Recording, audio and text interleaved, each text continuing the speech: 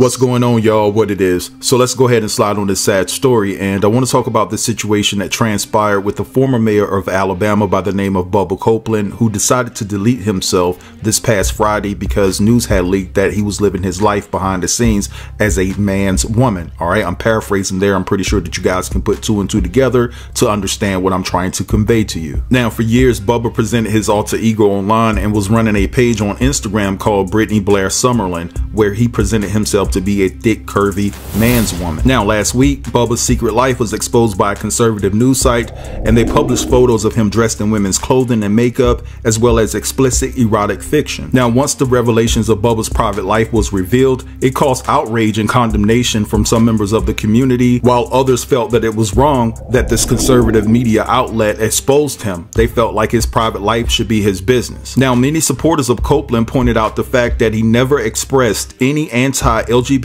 views despite his Baptist faith, which is rather surprising to some because the Baptist community within that Alabama area definitely have their issues with the LGBTQ community, and most of them are pushing the conservative agenda. Now, in my mind, something is telling me that the reason why Copeland had nothing to say negative about the LGBTQ community is because basically he was a part of it, and because he was knee deep into politics, and then he ultimately became the mayor, and then his overall public persona, and people are going to look at him and judge him, coupled with the fact that he was a religious man, and then you have that aspect hovering all over you.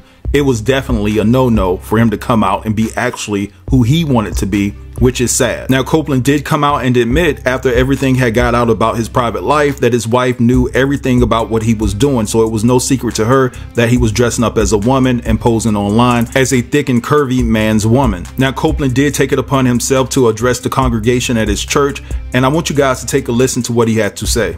At church, with people of Facebook, I've been an object of an internet attack.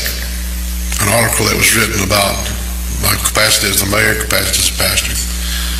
The article is not who or what I am. Yes, I have taken pictures of my wife in the privacy of our home in an attempt of humor, because I know I'm not a handsome man nor a beautiful woman either. I apologize for any embarrassment caused by my private and personal life that has come publicly.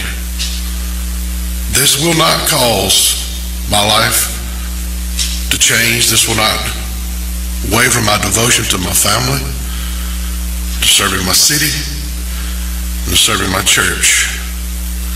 I'm thankful for the grace of God and the willingness to forgive.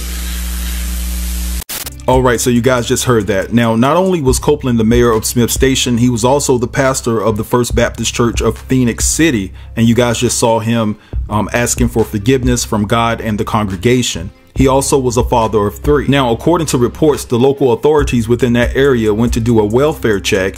And basically, when they made contact with Copeland, he decided to end things right there.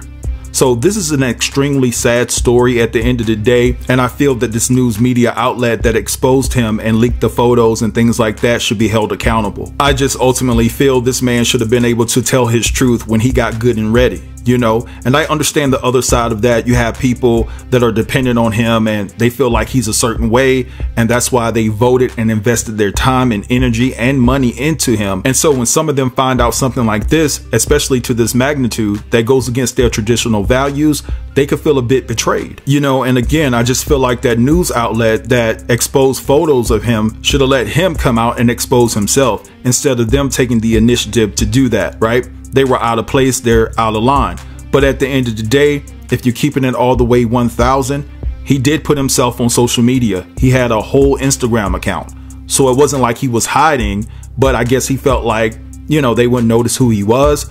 But ultimately it ended up backfiring and he was exposed. But I'm sorry that this man lost his life and things of that nature. I just hope and just wish moving forward that people would just mind their damn business and let people be who they want to be and let people live in their truth. But anyway, I'm gonna let this go right here. I want you guys to drop down in the comments and let me know what you think about this entire situation. Don't forget to like, comment, share, and subscribe. And until next time, peace.